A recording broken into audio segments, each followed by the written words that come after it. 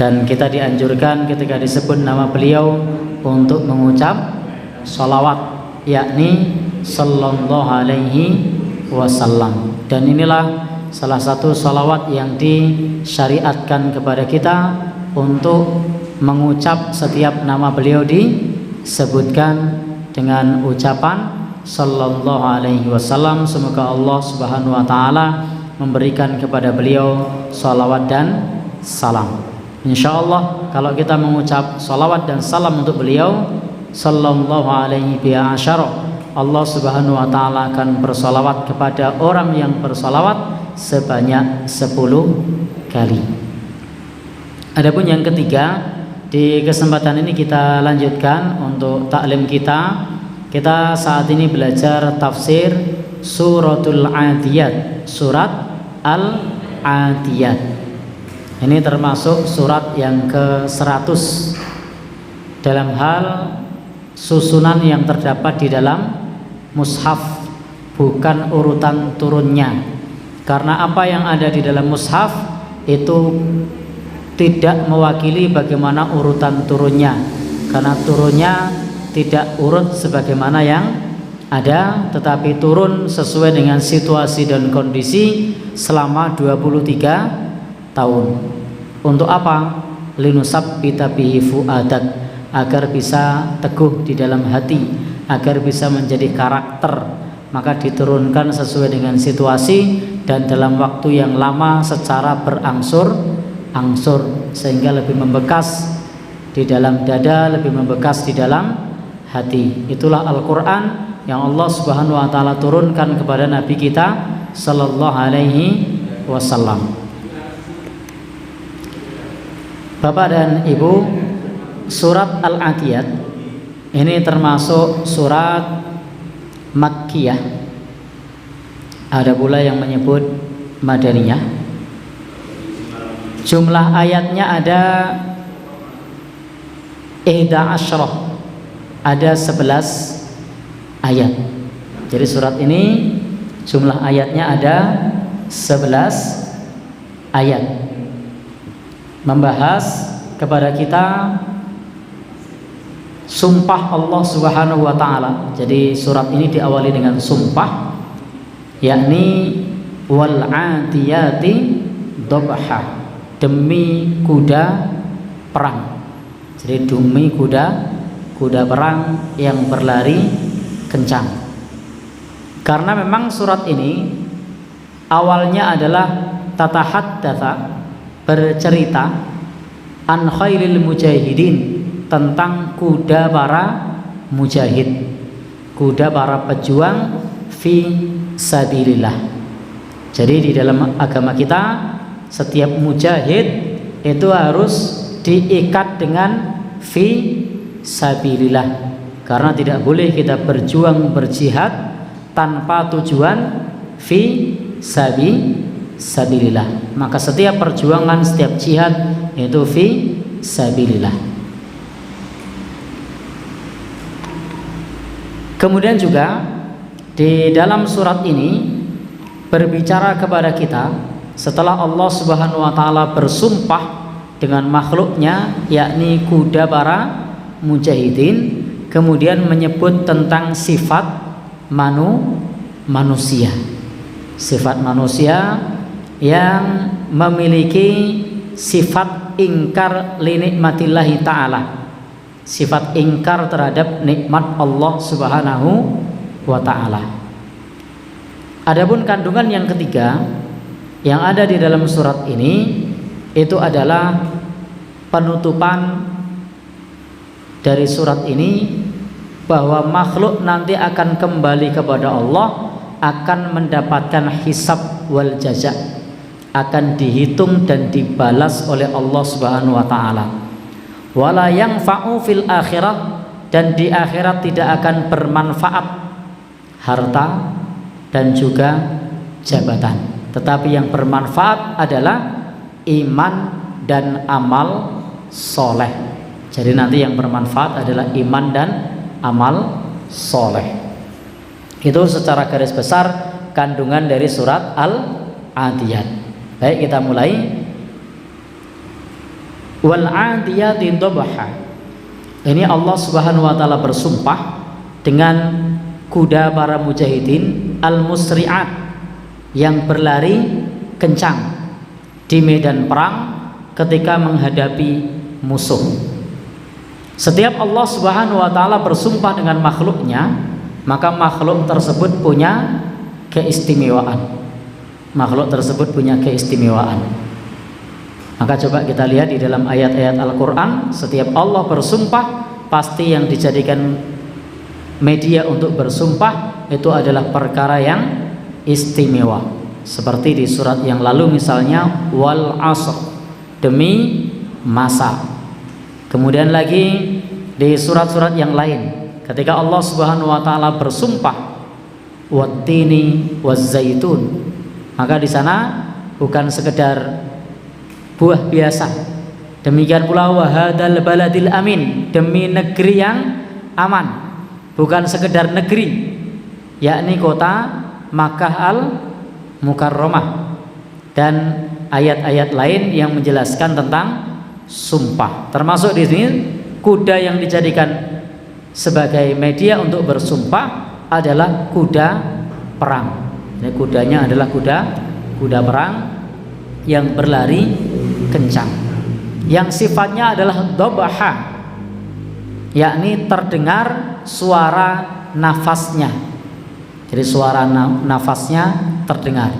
Maka suara nafas yang terdengar itu namanya adalah ad-dhabhu.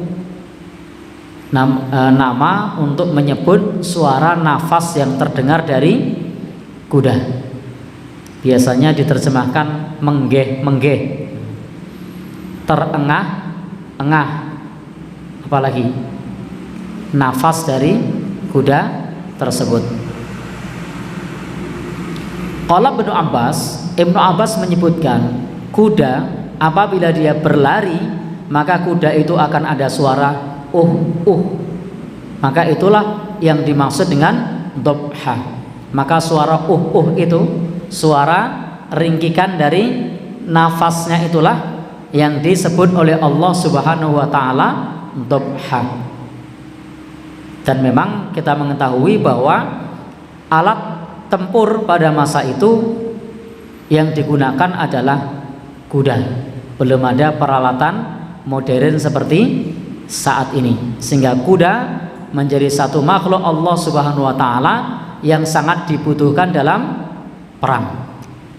Maka salah satu yang diwajibkan oleh Nabi Shallallahu Alaihi Wasallam kepada para militer itu adalah memiliki kemampuan untuk menunggang kuda. Maka orang-orang diminta untuk belajar berkuda atau mendidik putra-putrinya untuk berkuda. Karena memang di dalam agama kita itu, kalau kita melihat di dalam Al-Quran dan kemudian di dalam hadis Nabi, pada asalnya adalah perintahnya wajib militer. Wa'iddu lahum mastata'tum min quwwah, dan persiapkan oleh kalian semampu kalian kekuatan, mirribatil khail, dari kuda-kuda terbaik, turhibuna bihi aduwallah wa aduwakum, yang menggetarkan musuh-musuh Allah dan musuh-musuh kalian. Ini adalah ayat yang menganjurkan kepada negeri-negeri muslim untuk memiliki persiapan. Di antaranya adalah menyiapkan kuda-kuda terbaik. Di antaranya menyiapkan kuda-kuda terbaik. Maka salah satu sunnah yang diajarkan kepada kita adalah berkuda. Maka silakan kalau misalnya ada yang suka berkuda, boleh untuk berkuda. Tapi itu tidak gampang. Karena menjinakkan hewan itu tidak mudah. Lebih mudah menjinakkan mesin. Kalau pakai mesin lebih enak. Tidak ada istilah menyala kecuali error atau konslet atau human error. Tapi kalau kuda ini memang harus ngerti serat ini. Ngerti serat ini itu apa ya? Harus paham tentang seluk-beluk kuda. Baik, kita lanjutkan. Qala Abu Sa'ud Kemudian Abu Sa'ud menjelaskan, Allah Subhanahu wa taala bersumpah dengan kuda perang yang terengah-engah itu sebagai bentuk keistimewaan. Sebagai bentuk keistimewaan kuda itu yang mana dia kuat berlari kencang ketika berperang, meskipun terengah-engah dia tetap kuat dan tidak istirahat. Orang terus ndeprok, tapi dia tetap bertahan. Kemudian bagian yang kedua, ini masih sumpah. Fal muriyati qadha, demi kuda perang yang memercikkan api. Jadi ketika kuda ini berlari, maka pada kakinya atau sepatunya, apa, tapal kuda namanya, tapal atau sepatu. Nah, tapal kuda itu kemudian ketika berbenturan dengan batu, kita mengetahui bahwasanya di Timur Tengah itu struktur tanahnya berbatu. Batunya batu yang keras. Bahkan kalau Bapak Ibu pernah menyaksikan pembangunan di sana, ketika proses penggalian tanah, maka tanahnya itu tidak cukup dilinggis sekali dua kali. Dengan alat berat pun memercikkan api. Dengan alat berat pun batuannya itu memercikkan api. Maka sehingga di sini disebutkan kuda perang yang berlari kencang yang memercikkan api. Jadi tapal kudanya itu ketika ketemu dengan batu, maka akan keluar percikan api. Ini efek gesekan dari tapal kuda dengan batu yang keras.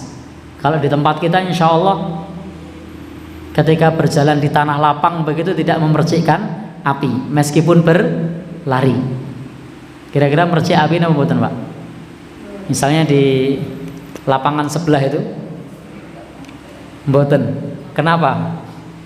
Struktur tanahnya sehingga tidak memercikkan api. Tetapi kalau di Timur Tengah memang struktur tanahnya itu tanah berbatu, sehingga ketika besi ketemu dengan batu maka hasilnya adalah memercikkan api. Ini yang dimaksud dengan kuda yang memercikkan api. Fal mughirati subha. Kemudian juga kuda yang menyerang secara tiba-tiba di waktu subuh. Kuda yang menyerang secara tiba-tiba di waktu subuh. Ayat ini belum menjelaskan tentang perang. Jadi ayat ini belum menjelaskan tentang perang. Karena memang ayat ini disebutkan oleh para ulama sebagai surat Makkiyah.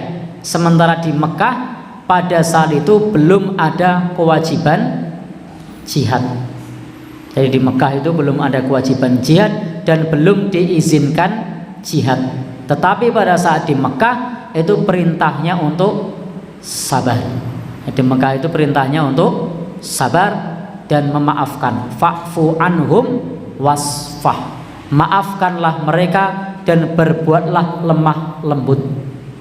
Jadi di Mekah itu tidak diperintahkan untuk berjihad, tapi perintahnya adalah memaafkan dan bersikap lemah lembut. Kenapa demikian? Karena pada saat itu masih banyak di antara kaum muslimin yang mereka hidup serumah dengan keluarganya yang memusuhi Islam atau dengan orang-orang kafir. Kemudian jumlah kaum muslimin juga masih sedikit, belum banyak, tidak memiliki cukup kekuatan. Dan jika terjadi perang, maka ini akan menjadi satu dalam tanda kutip aib.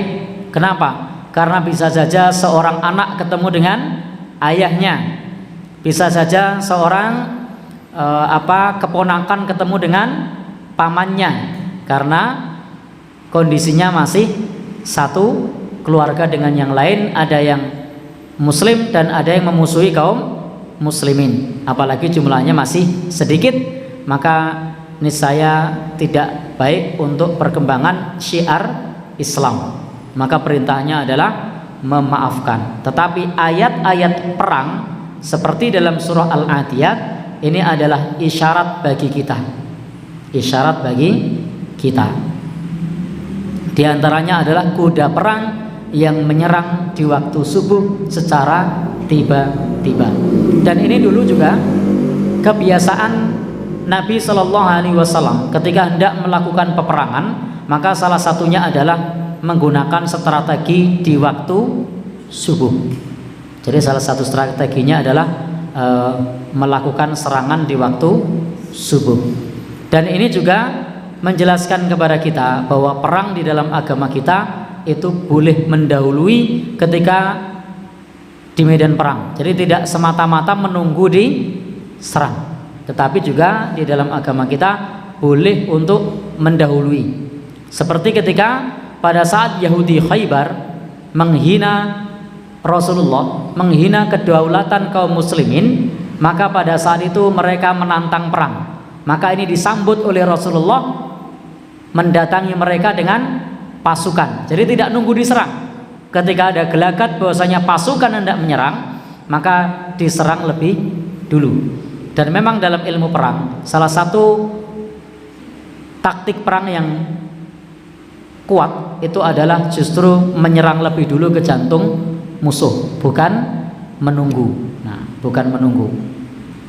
Itu salah satu strategi perang yang juga diterapkan oleh Rasulullah kepada Yahudi Khaybar. Itulah pasukan kaum muslimin yang menyerang lebih dulu dan mengepung benteng mereka. Jadi bukan nunggu siaga siap kapan mereka nyerang, bukan. Tapi Rasul datang lebih dulu. Jadi Bapak dan Ibu, itu adalah sejarah kaum muslimin bahwasanya perang di dalam Islam tidak semata-mata menunggu, meskipun percikan awalnya dari pihak orang-orang kafir, tetapi tidak semata-mata kemudian ditunggu, tapi boleh untuk mendahului, karena itu juga sebagai salah satu bentuk pertahanan. Dan salah satu yang disukai oleh Rasul ketika melakukan serangan adalah di waktu subuh. Dan ini juga untuk mengetahui apakah negeri tersebut sudah datang syiar Islam atau belum.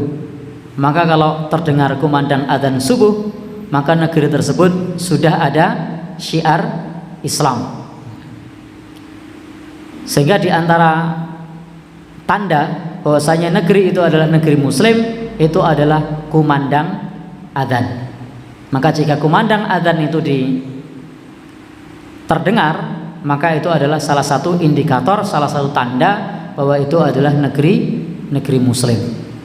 Yang dulu ketika itu kemudian Rasul Shallallahu Alaihi Wasallam mengurungkan, berarti negeri tersebut sudah masuk Islam.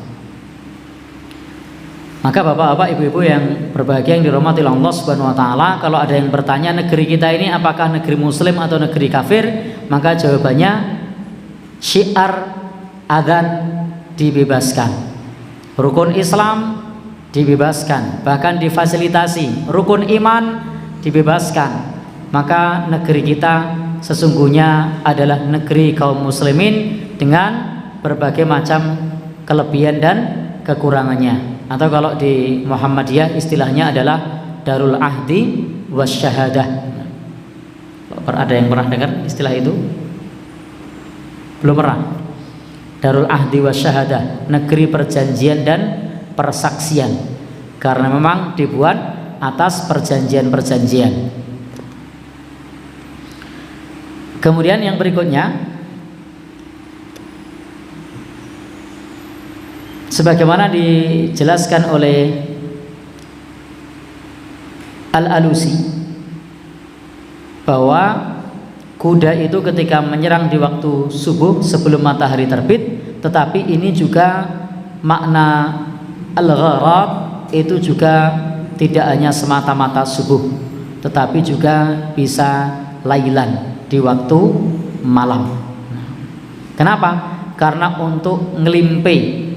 Jadi karena untuk ketika perang itu musuh tidak begitu siaga, maka perang itu bisa di waktu malam karena musuh tidak begitu siaga.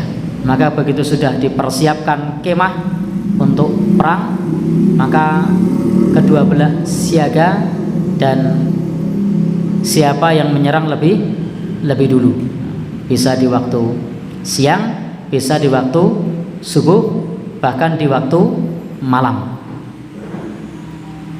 Dan juga salah satu di antara bentuk perang di zaman dulu itu ketika musuh sudah bertemu berhadapan, meskipun di waktu malam, itu biasanya didahului dengan perang tanding terlebih dahulu.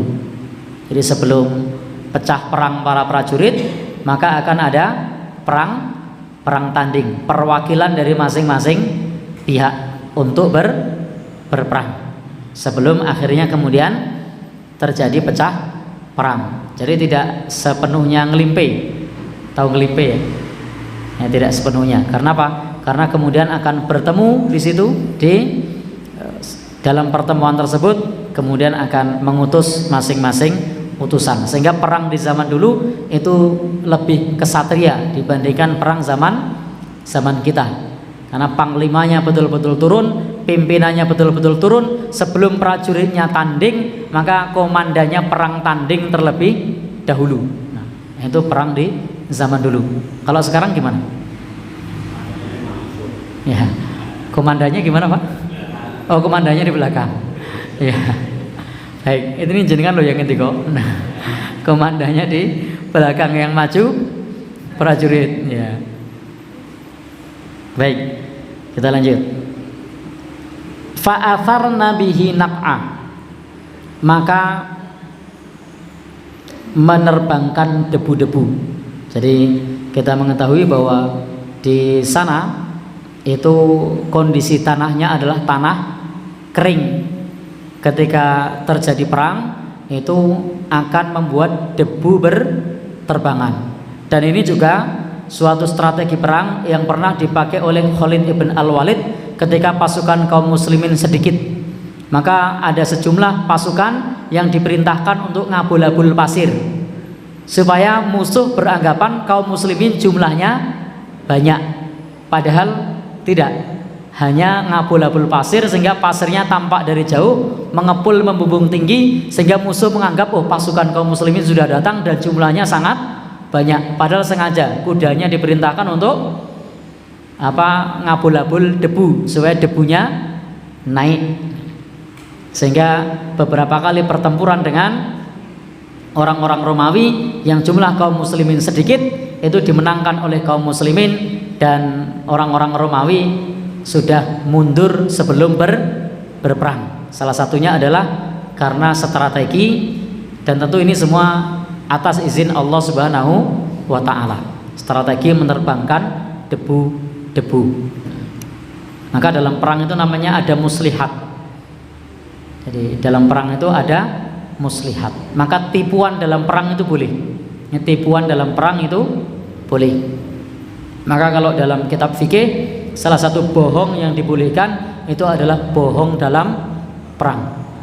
Jadi kalau perang tidak selamanya harus jujur. Kapan nyerang, jangan bilang tadi nanti malam. Berapa jumlah pasukan, jangan ngomong jujur. Dari arah mana, jangan bilang dari benteng timur misalnya. Tapi tidak perlu disampaikan. Kalau perlu malah arahnya sebaliknya. Akan kami serang besok pagi dari benteng sebelah barat. Ternyata besok pagi tidak ada apa-apa. Nyerangnya besoknya lagi misalnya. Itu dibolehkan dalam perang. Maka dalam perang juga Nabi SAW menganjurkan kepada orang-orang yang rambutnya putih untuk disemir supaya tampak masih muda padahal sudah tua.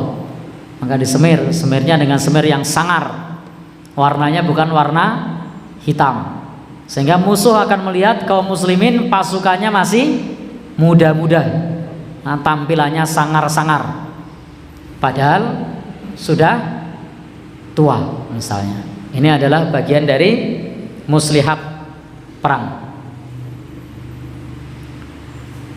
Dan kalau ada yang bertanya bagaimana hukumnya menyemir rambut dengan warna selain warna hitam, hukum asalnya boleh, tetapi untuk di negeri kita itu tasyabuh dengan anak jalanan. Jadi itu menyerupai anak jalanan. Dan ada stigma buruk di masyarakat ketika rambutnya disemir dengan warna merah misalnya, kuning misalnya, hijau misalnya. Maka hindari semir meskipun bukan warna hitam supaya tidak serupa dengan anak-anak jalanan.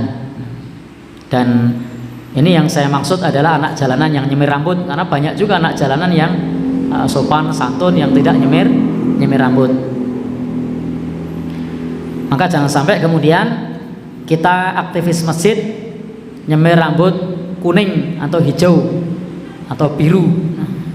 Imam masjid rambutnya kuning gitu, atau abang gitu kan.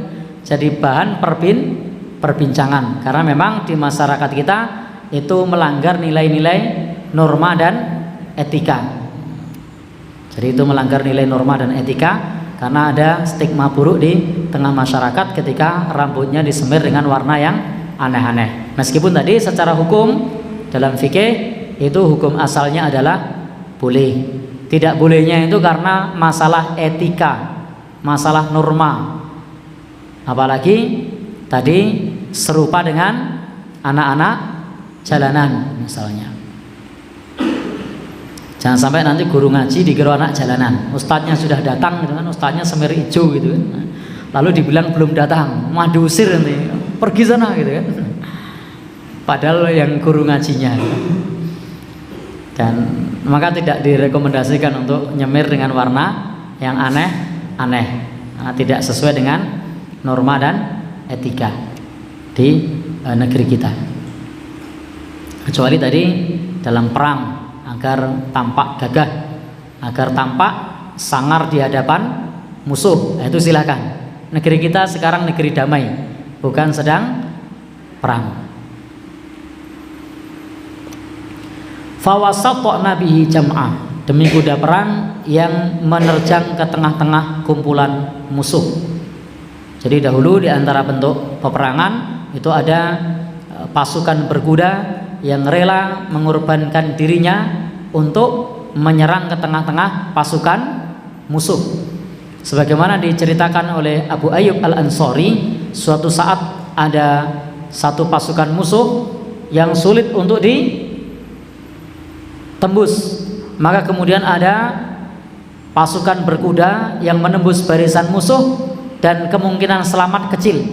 Maka ada orang yang berkata, wala tulqu bi aidikum ila tahlukah, jangan jerumuskan dirimu ke dalam kehancuran, dalam kebinasaan.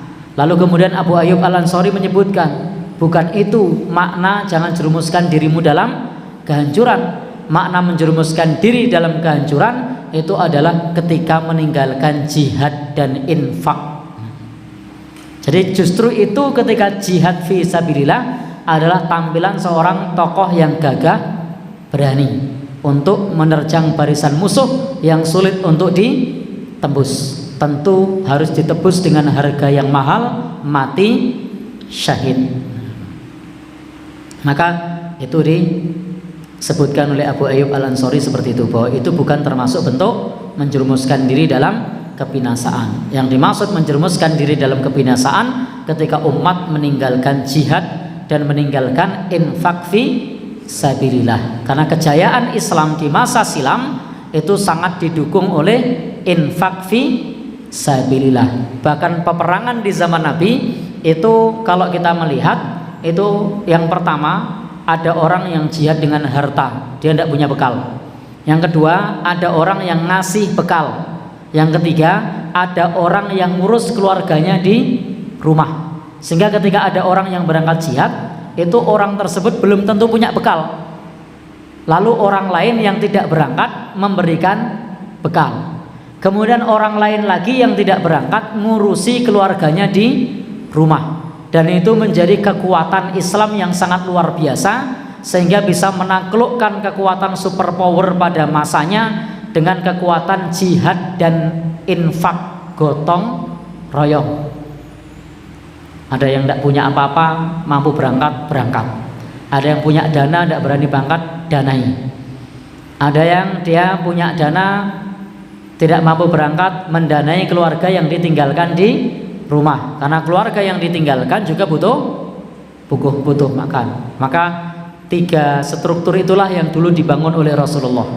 Ada yang berangkat, ada yang mendanai, memberikan bekal, dan ada yang membackup keluarga yang ada di rumah. Setelah kemudian sumpah, jadi sumpahnya ada kuda berlari kencang, kuda yang memercikan api, kuda yang menyerang di waktu subuh, kuda yang menerbangkan debu-debu, kuda yang menembus pasukan musuh. Berikutnya adalah topik yang hendak dibicarakan. Innal insana li rabbihi lakanud. Sesungguhnya manusia kepada Allah Subhanahu wa taala betul-betul sangat ingkar. Sesungguhnya manusia kepada Allah Subhanahu wa taala betul-betul sangat ingkar.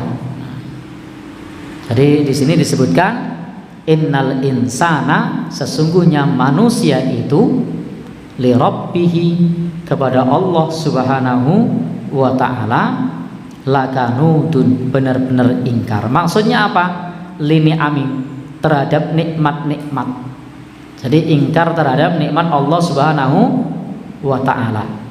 Sehingga ketika ada nikmat yang banyak itu mudah lupa ketika kita kesandung masalah. Padahal hidupnya itu laris terus, tidak pernah cerita. Giliran sepi cerita, warungnya sepi. Pas laris tidak bilang, tidak cerita, warungku laris. Hari ini pepayon oke, tidak cerita itu. Tapi giliran sehari saja sepi, bilangnya sepi. Ora pepayon, ora badi. Hari ini saya rugi. Tadi ngedoli keleru. Rugi sekali ceritanya berhari-hari, tapi untung berkali-kali tidak pernah cerita. Baru untungnya setiap hari tidak cerita. Saya hari ini untung 1 juta, saya hari ini untung 2 juta, tidak pernah cerita. Diam saja. Begitu mendapat ujian sekali, kufur dengan nikmat yang selama ini diperolehnya. Suami pulang selalu tepat waktu, sekali waktu pulang malam. Yang diingat-ingat yang tepat waktu apa yang pulang malam? Yang diingat-ingat yang telat pulang malam. Na'udzubillahi min dzalik. Istri biasa menyiapkan makanan tepat waktu, suatu saat kerinan. Yang diingat-ingat kerinan. Baik. Jadi inilah sifat manusia. Itu sungguh kufur terhadap nikmat Allah Subhanahu wa taala, lini amillah, terhadap nikmat Allah. Maka di sini disebutkan mengingat musibah dan melupakan nikmat. Jadi karakter manusia itu mengingat musibah dan melupakan nikmat. Gajinya besar tidak diceritakan, yang diceritakan itu utangnya. Nah, ketika ada orang ngobrol bilang utangnya banyak, tapi tidak pernah menceritakan gajinya yang banyak. Biasanya diceritakan tidak gajinya yang banyak? Tidak. Yang diceritakan utangnya yang banyak. Kenapa tidak menceritakan gajinya? Tidak diutangi. Masya Allah. Jadi ini jawabannya tidak diutangi. Maka ini yang disebut dengan manusia itu betul-betul ingkar kepada Allah Subhanahu wa taala, karena mengingat musibah, melupakan musibah dan melupakan nikmat dan mengingat musibah. Kebalik saya. Di sini mengingat musibah dan melupakan nikmat Allah Subhanahu wa taala. Wa innahu ala dzalika lasyahid. Dan sesungguhnya terhadap yang demikian itu benar-benar menyaksikan. Menyaksikan bagaimana manusia tersebut berkeluh kesah. Jadi berkeluh kesah. Sehingga yang ditampakkan zahirnya itu adalah pada saat susahnya, bukan pada saat senangnya. Jadi yang tampakkan adalah sangat susahnya, bukan saat senangnya. Wa innahu lihubbil khairi lasyadid. Dan sesungguhnya manusia itu benar-benar cinta al khair. Makna al khair, al muradu bil khair huna al mal, yakni harta. Jadi manusia itu benar-benar cinta dengan harta. Insyaallah ini benar-benar sebagai satu tamparan yang dahsyat kepada kita bahwa manusia sangat cinta dengan harta. Maka Allah berfirman, sesungguhnya manusia itu benar-benar cinta harta. La syadidul hub, benar-benar sangat cinta. Harisun ala jam'ihi, bersemangat untuk mengumpulkannya. Jadi manusia itu benar-benar cinta dan betul-betul bersemangat untuk mengumpulkan harta. Maka ketika disebut seperti ini, maka hendaknya harta itu menjadi al-khair, kebaikan, kalau dikumpulkan untuk ibadah kepada Allah dan mensyukuri nikmatnya. Jadi kalau digunakan untuk ibadah kepada Allah dan mensyukuri nikmatnya, karena harta kita sesungguhnya adalah harta yang kita gunakan untuk sedekah yang kelak akan datang kepada kita di akhirat. Karena kalau harta itu kita gunakan maka akan habis, kalau dipakai akan usang. Tetapi kalau disedekahkan maka dia akan kekal. Jadi harta kita yang kekal adalah harta yang disedekahkan. Maka di antara bentuk syukur kepada Allah Subhanahu wa taala adalah menggunakan harta untuk beribadah kepada Allah Subhanahu wa taala. Dan ini termasuk bentuk syukur kepada Allah. Jadi ketika harta itu digunakan untuk ibadah, mendukung dakwah, maka itu termasuk bentuk syukur kepada Allah Subhanahu wa taala. Masih ingat pilar syukur? Ada 3. Satu adalah pengakuan bahwa nikmat itu dari Allah, harus mengakui nikmat dari Allah Subhanahu wa taala. Yang kedua, pujian, kita memuji Allah Subhanahu wa taala seperti alhamdulillah atau ucapan yang lain. Yang ketiga, pilar syukur kepada Allah itu adalah menggunakan nikmat itu untuk mendekatkan diri kepada Allah Subhanahu wa taala. Kemudian Allah Subhanahu wa taala berfirman, afala ya'lamu. Setelah di sini menyebutkan sesungguhnya manusia itu benar-benar cinta dengan harta dan benar-benar cinta, sehingga ada yang cinta dengan harta untuk ibadah, tetapi ada pula orang yang cinta dengan harta tapi untuk keburukan. Maka Allah berfirman, afala. Afala di sini maknanya maka apakah tidak.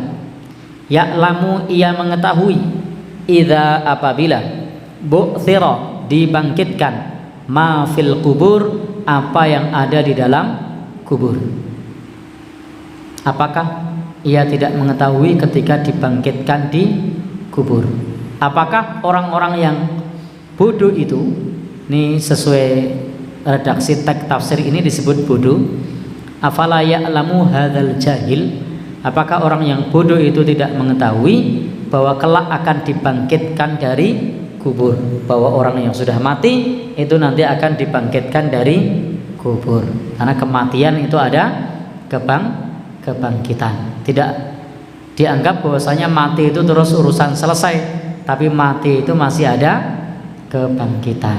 Bahkan akan ada alam lain, akan ada alam kubur dan juga alam akhirat. Jadi ada alam kubur dan juga ada alam akhirat.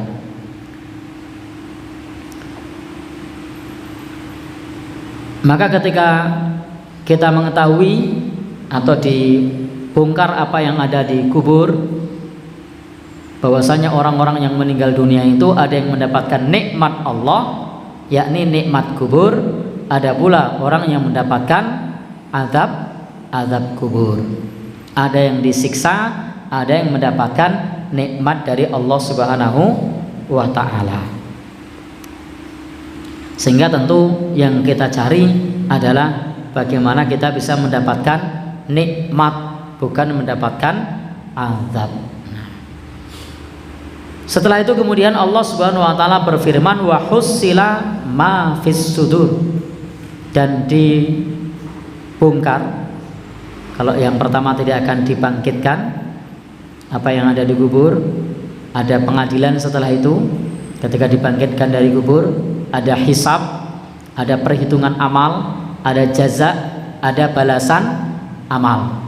Jadi apapun yang kita lakukan itu tidak lepas dari hisab dan azab. Kalau halal, maka yang halal juga akan dihisab. Kalau haram, akan dihisab dan diazab. Jadi semuanya akan dihitung. Meskipun yang kita cari halal, meskipun yang kita lakukan benar, maka meskipun halal dan benar tidak lepas dari hisab. Kecuali orang-orang yang sudah Allah sebutkan, yang kelak mereka masuk surga bi ghairi hisab wala azab, tanpa diperiksa, tanpa disiksa. Dan mereka adalah ulaikal muqarrabun, mereka adalah orang-orang yang dekat kepada Allah Subhanahu wa ta'ala. Maka selain mereka, semuanya tidak lepas dari hisab. Dan jika haram, maka akan diazab. Maka meskipun yang kita lakukan itu ngaji, yang kita lakukan itu baca Quran, yang kita lakukan itu sedekah, maka akan dihisab. Dihisab itu dihitung, akan ditanya tentang hal tersebut. Kalau kemudian yang kita lakukan maksiat, maka selain ditanya juga akan disiksa. Tetapi kalau sesuatu itu yang kita lakukan amal baik, maka akan ditanya dan tidak disiksa, tetapi kelak akan Allah Subhanahu wa taala berikan balasan. Dan dibongkar apa yang ada di dalam dada, wa husila ma fis sudur, yakni rahasia-rahasia yang ada di dalam dada itu kelak akan dibuka. Maka ketika hisab itu tidak ada yang tersembunyi, semuanya akan dibuka. Maka di dalam akhir surat Al-Baqarah itu Allah Subhanahu wa taala menyebutkan, in tubdu ma fi anfusikum au tukhfuhu yuhasibakum bihillah. Apa yang kamu tampakkan, apa yang kamu sembunyikan akan diperiksa oleh Allah. Yang kita tampakkan diperiksa, yang kita rahasiakan diperiksa. Maka semuanya akan diperiksa oleh Allah Subhanahu wa ta'ala, baik yang ditampakkan atau yang disembunyikan. Maka kemudian pada saat itu sahabat Umar, semoga Allah Subhanahu wa ta'ala meridhoinya, mengadu kepada Rasulullah dan keberatan. Wahai Rasul, jika kami harus mengendalikan amal kami, lisan kami mampu. Tapi kalau harus mengendalikan hati kami tidak mampu. Karena hati kita batin apa wae kelak akan dibongkar. Ngalamun apa saja kelak akan dibongkar. Semua rahasia apa yang ada dalam pikiran kita. Maka sahabat Umar menyatakan kepada Rasul, kalau untuk mengendalikan perkataan, perbuatan mampu, tapi untuk mengendalikan apa yang ada di dalam hati kami tidak mampu. Maka kemudian Allah menurunkan ayat. Apa ayatnya?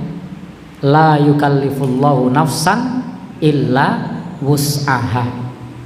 Kita tidak akan diberikan beban kecuali sebatas kemampuan. Maka akan disiksa atas apa yang kita pikirkan dan kita kerjakan, dan akan Allah ampuni ketika kita hanya sebatas berangan-angan tanpa menjalankannya. Itu akan diampuni oleh Allah Subhanahu wa ta'ala. Maka ayatnya fayaghfiru liman yasha wa yu'adzibu man yasha.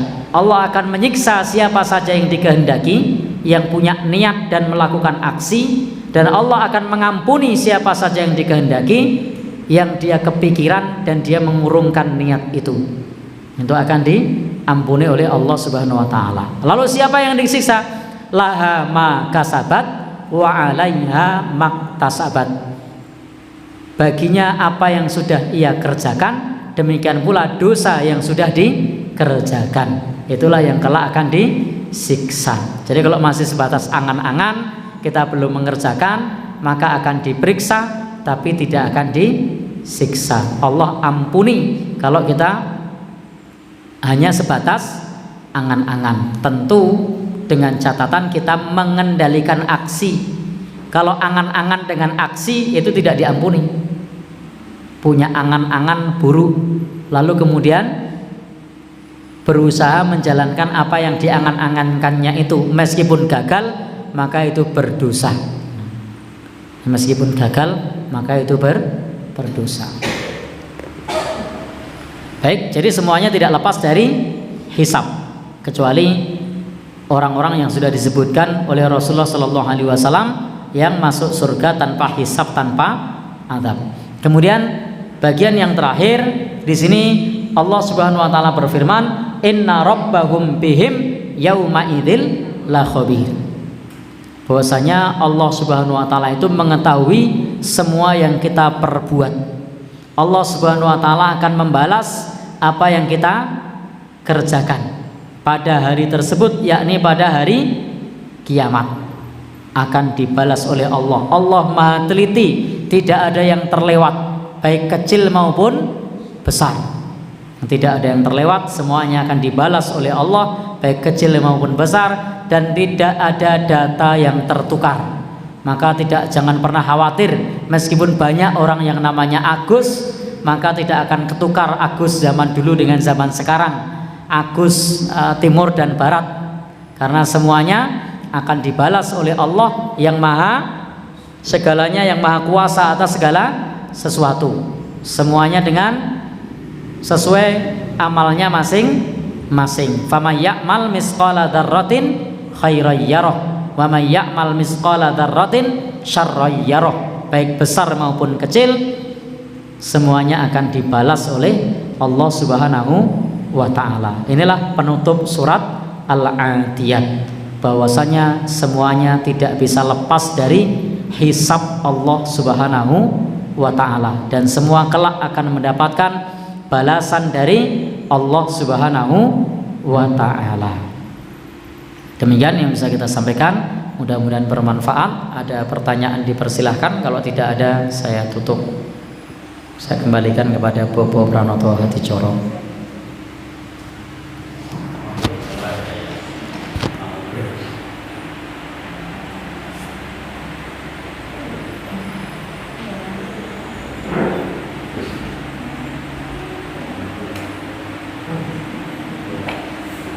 Ada?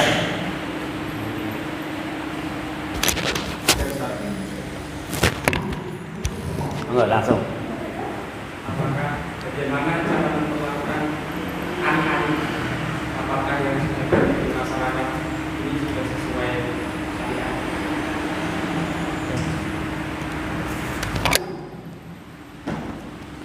Terima kasih. Bagaimana cara memperlakukan ari-ari? Tahu ari-ari ya? Bahasa Indonesianya apa?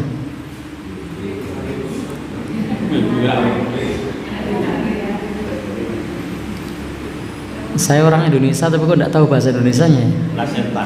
Ya? Plasenta ya? Baik. Bagaimana cara memperlakukan? Intinya apa yang terpotong dari manusia itu dianjurkan untuk dikubur, Adapun kemudian yang terjadi di masyarakat, kemudian dimasukkan ke cobek, lalu dikasih atau kendil, lalu dikasih koin, kemudian dikasih jarum, kemudian dikasih pulpoin, kemudian dikasih apa lagi? Tulisan Arab. Itu tidak sesuai dengan tuntunan agama kita. Justru malah di situ ada i'tiqad, keyakinan yang tidak sesuai dengan agama kita. Misalnya meyakini kalau dikasih sumbu kompor biar terang, kalau dikasih ballpoint atau pena biar pinter, kalau dikasih jarum biar bisa jahit. Itu tidak benar. Jadi tidak perlu ada keyakinan yang semacam itu. Intinya kalau sudah dikubur maka itu sudah benar. Jadi tidak perlu kemudian dimasukkan ke kendil dengan atau ke cobek lalu dikasih ubur sampai macam-macam. Apalagi kalau anaknya sakit lalu kemudian dibongkar. Setelah dibongkar, oh lah ini banyak cacingnya, pantas saja anaknya rewel. Itu tidak ada hubungannya. Itu termasuk tiaroh, anggapan sial terhadap sesuatu. Wah ini banyak kecoaknya ini banyak semutnya ini, pantesan anaknya rewel. Itu tidak ada hubungannya. Pernah ada yang menjumpai yang begitu? Ya? Pernah? Di mana itu? Oh iya. Jadi iya, itu i'tiqad yang keliru. Sehingga silakan termasuk di dalam hal ini kita perlu untuk meluruskan persepsi masyarakat bahwasanya tidak perlu kemudian dikasih ubur rampe yang aneh-aneh. Ada pula yang kemudian diawetkan lalu kemudian dijadikan jimat, itu juga tidak sesuai tuntunan. Jadi diawetkan lalu dimasukkan ke dompet misalnya. Masya Allah, itu tidak ada tuntunannya yang model-model seperti itu. Ada pula kemudian dikasih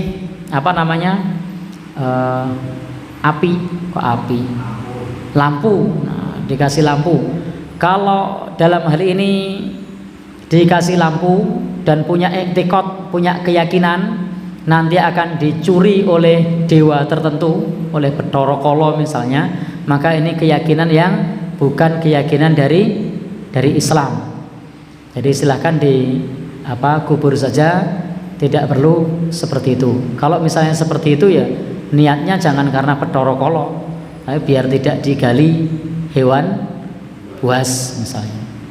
Jadi tidak ada ritual tertentu, tetapi sekedar dikubur. Tidak ada ritual tertentu, tetapi sekedar dikubur untuk menyelamatkan agar tidak dimakan oleh hewan buas. Allah alam bisawab. Apa hukumnya perempuan memakai bila? Apakah kalau pakai itu lebih menamakan berlaku bila? Yang kedua, memang benar tidak ada larangan khusus tentang halaman musik. Apakah kalau musik itu larangan hanya ditandakan dengan pemegang jadi, sementara pemegang jadi ada dari kesimpulan tentang Baik, terima kasih. Untuk yang pertama tadi, perempuan pakai, ini bahasa Indonesianya apa ini? Baik, ini bahasanya vulgar, tapi apa harus saya sampaikan ini? Jadi bagaimana, apakah ada larangan perempuan pakai BH karena akan menonjolkan lekuk tubuh? Baik, Bapak dan Ibu yang berbahagia yang dirahmati oleh Allah Subhanahu wa taala. Jadi yang dilarang dalam agama kita itu adalah tabarruj. Jadi ini pertanyaannya kok aneh-aneh ya. Jadi yang dilarang itu adalah tabarruj. Tabarruj itu berpakaian atau berdandan berlebihan. Itu yang dilarang. Kalau kemudian dalam hal yang sifatnya seperti tadi disampaikan oleh si penanya, maka itu nanti akan tertutup oleh hijab syar'inya. Maka kalau hijabnya syar'i, hijabnya longgar, kemudian juga bajunya longgar, itu tidak ada masalah. Yang masalah itu justru kalau bajunya sempit. Nah, jadi yang masalah itu karena bajunya sempit, ngepres. Maka pastikan bagi perempuan ketika menutup aurat itu pakai yang longgar, kemudian pakai yang tidak transparan, kemudian harus menutup aurat secara sempurna. Jadi menutup aurat, longgar, kemudian tidak transparan. Lebih disukai misalnya berwarna gelap, tidak yang berwarna terang. Sehingga di situ bukan masalah pakaian yang di dalam, tetapi masalah karena tadi menampakkan lekuk tubuh. Justru di dalam hal ini kalau kemudian perempuan menggunakan hal tersebut itu juga sebagai bentuk pengaman, sebagai bentuk pengaman. Ya, maka tidak ada larangan dalam hal tersebut. Dan dalam masalah muamalah prinsipnya selama tidak dilarang itu boleh. Yang penting tadi baju luarnya harus tidak ketat, tidak transparan. Wallahu alam bishawab. Adapun terkait mengenai masalah hukum musik, nah, ini sudah sering kita bahas dan sering kita sampaikan. Memang di dalam hal ini, di dalam hadis-hadis Nabi Shallallahu Alaihi Wasallam itu ada keringanan.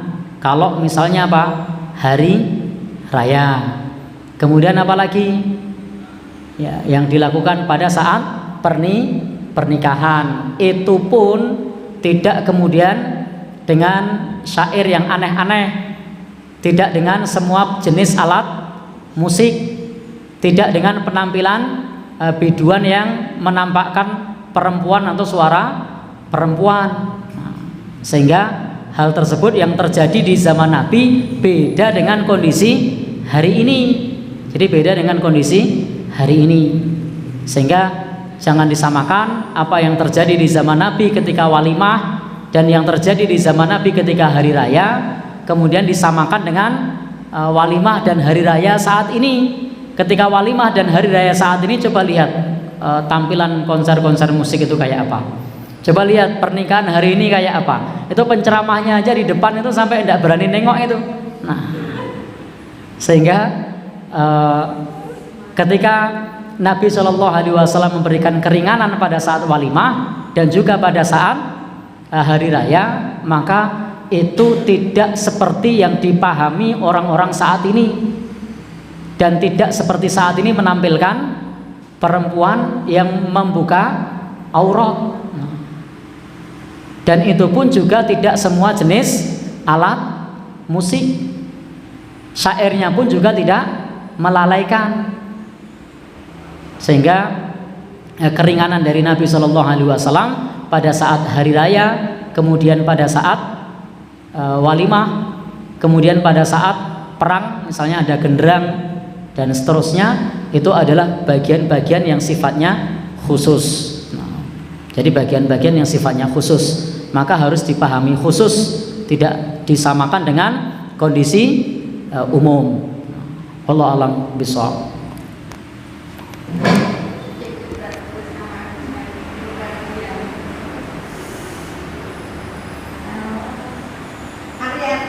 Ya.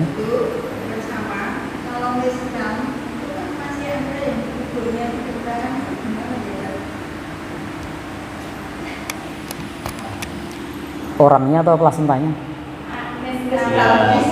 Mesgramnya itu dikubur di pekarangan. Oh ya. Apa maksudnya? Ya. Wallahu alam, saya tidak menjumpai adanya larangan hal tersebut. Jadi saya tidak menjumpai adanya larangan hal tersebut. Kalau prinsipnya dalam masalah yang semacam ini, selama tidak menjumpai mengenai masalah larangannya, prinsipnya boleh. Meskipun dalam hal ini kalau menguburkan jenazah ya mestinya di kuburan. Tapi kalau menguburkan jenazah di rumah kita ya ini menyalahi aturan. Tetapi kalau untuk hari-hari saya tidak menjumpai larangan hal tersebut. Coba silakan ditanyakan kepada yang lain, barangkali menjumpai tentang adanya larangan hal tersebut. Wallahu a'lam bishawab. Ya.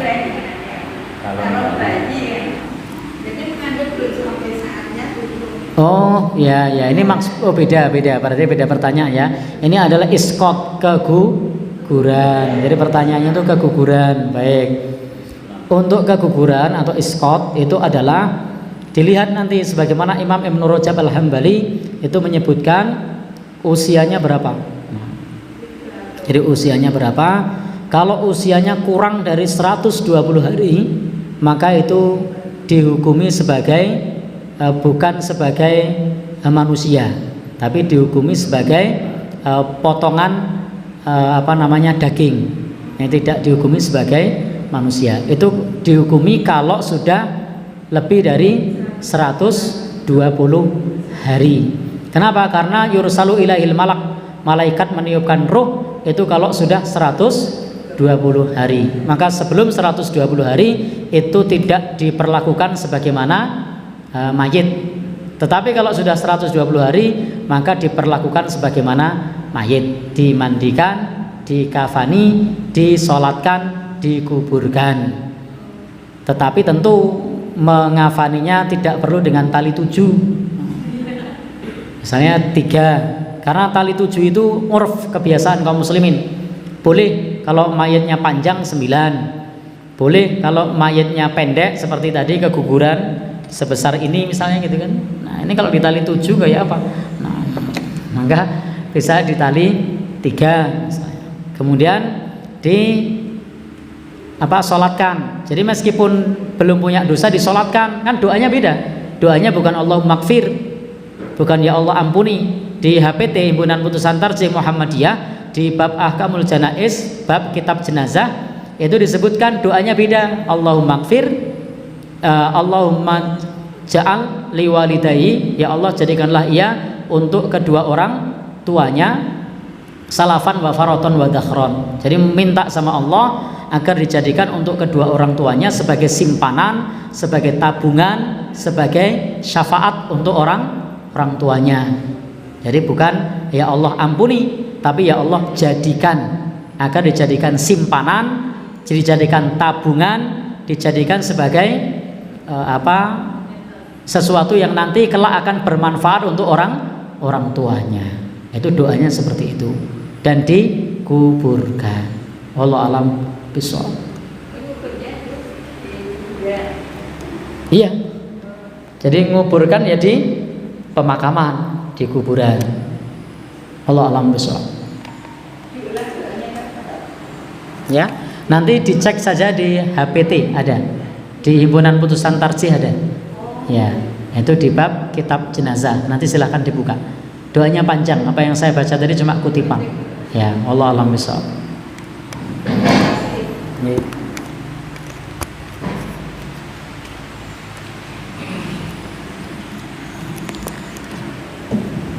Baik Bapak Ibu sekalian, kajian kita pada malam hari ini dirasa sudah cukup, dan masalah-masalah yang disampaikan tadi berikut penjelasannya mudah-mudahan menjadi penerang buat kita dan kita centelke begitu sehingga nanti pada masa yang datang tidak perlu ditanyakan lagi. Tapi kalau lupa tanya lagi ya nggak apa-apa ya tapi mudah-mudahan nanti sudah menjadi sudah ingatlah, kita sudah tahu. Bapak Ibu, memang dalam kehidupan kita masih banyak yang belum kita ketahui, baik dari sudut pandang masyarakat maupun dari sudut pandang agama, terlebih kita dari sudut pandang agama. Dan ini menjadi PR besar buat kita karena masyarakat yang senang ngaji dengan yang tidak senang ngaji itu banyak yang tidak senang ngaji itu. Sehingga pembelajaran di masyarakat itu berjalan sangat lambat. Belum lagi ditambah para santri ini tidak mau menularkan kepada orang lain ya, tapi tinggu dewe. Nah, itu tambah lagi itu saya suwe itu. Nah, artinya bahwa tugas dakwah kita semua adalah kembali kepada sabda Nabi, balighu anni walau ayah, sampaikan kepada orang lain walaupun hanya satu ayat. Itu luar biasa, artinya semangatnya seperti itu. Adapun ustadz yang mengajari kita itu kita gunakan sebagai patokan untuk pembahasan ilmu yang kita bahas saat berjalan itu, sehingga pembahasan tidak ngalor ngidul, tapi betul-betul kita ada rel yang kita kaji. Nah, kita terus berdoa pada Allah, mudah-mudahan majelis ini nanti akan terus berkembang, apalagi sekarang sudah zaman YouTube, ya kan. Kalau YouTube setelah ini ada yang melihat, mudah-mudahan yang melihat juga ikut ngaji dan mendapat manfaat, tidak kemudian malah membuli, ya kan. Biasanya kalau netizen itu kan seneng membuli, kalau seneng ya memuji, tapi kita tidak berharap itu. Harap kita adalah bahwa ilmu yang bermanfaat akan tersebar luas kepada masyarakat. Wallahu a'lam bishawab. Bapak Ibu, mari kita akhiri kajian kita malam hari ini dengan doa kafaratul majlis. Subhanakallahumma wa bihamdika asyhadu an la ilaha illa anta astaghfiruka wa atubu ilaik. Akhirul kalam, assalamualaikum warahmatullahi wabarakatuh.